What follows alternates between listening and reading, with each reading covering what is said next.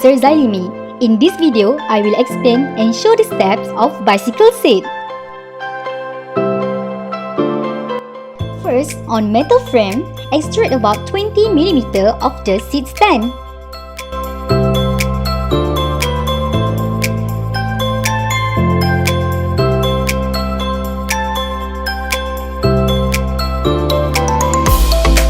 Now, we use line to draw the seat.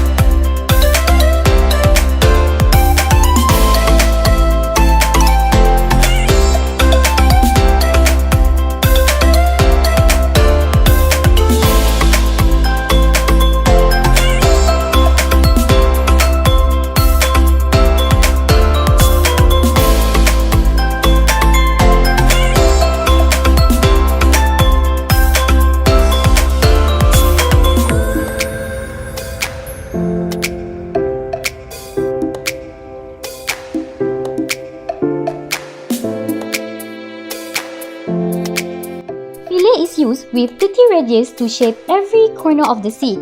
Then, trim the unnecessary line.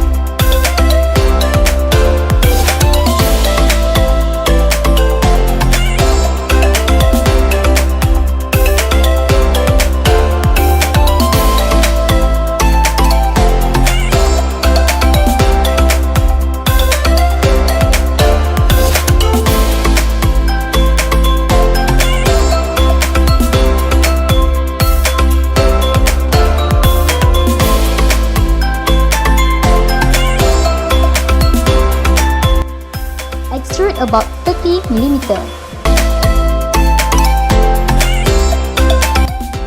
Before extrude, make sure all the line is connected as one object by using function joint.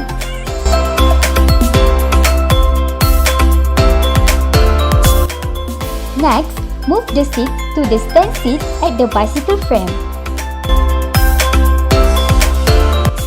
Adjust properly until the seat is centered and made with the seat stand.